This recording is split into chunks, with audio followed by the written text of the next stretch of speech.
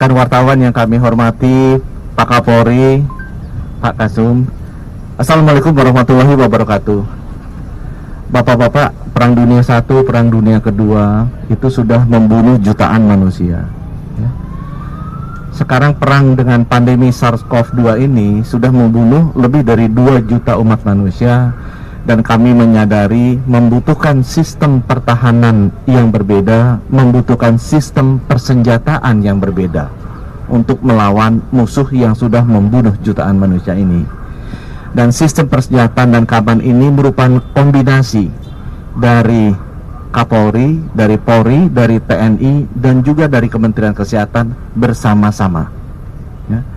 Target operasi dari perang menghadapi pandemi ini satu: bagaimana kita bisa mengurangi laju penularan.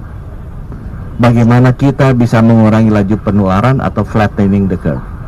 Strateginya ada 2 yang kali ini yang kita kerjasamakan dengan Polri dan dengan TNI.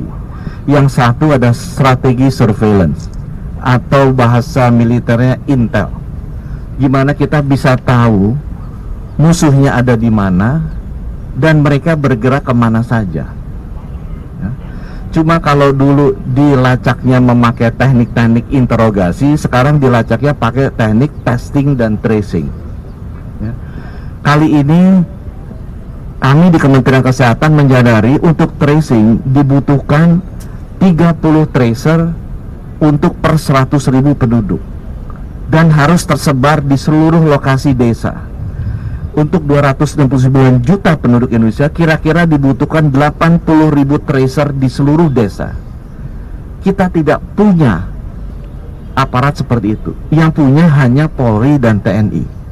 Oleh karena itu kita harus bekerja sama dengan Polri dan TNI untuk melakukan fungsi surveillance, strategi surveillance atau strategi intelligence ini untuk identifikasi musuhnya di mana, dengan melibatkan minimal 80.000 tracer atau intel. Itu sebabnya kita dibantu. Cuma intelnya bukan intel cari musuh manusia, intelnya cari musuhnya virus. Strategi yang kedua adalah begitu sudah tahu ya kita mesti bunuh musuhnya.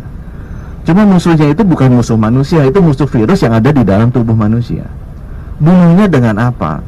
Bunuhnya dengan vaksin. Nah sekarang vaksin ini harus diberikan ke 181 juta rakyat Indonesia. Kalau masing-masing disuntik 2 kali, artinya mesti suntik 363 juta suntikan. Kalau Bapak Presiden minta 1 tahun, artinya 1 hari mesti suntik 1 juta.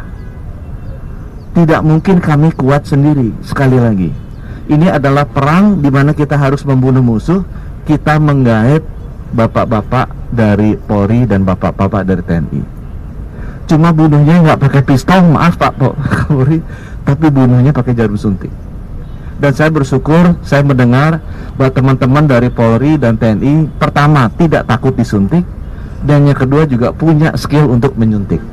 Jadi mudah-mudahan bisa membantu pertama untuk strategi intelijennya, surveillance-nya sebagai tracer.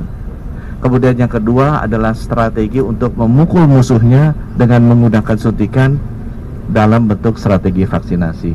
Mungkin dari kami sekian, mudah-mudahan kerjasama antara kami bertiga, institusi Polri, TNI, dan Kementerian Kesehatan bisa sama-sama mengalahkan musuh ini dan memenangkan perang menghadapi pandemi COVID-19 ini. Terima kasih. Wassalamualaikum warahmatullahi wabarakatuh.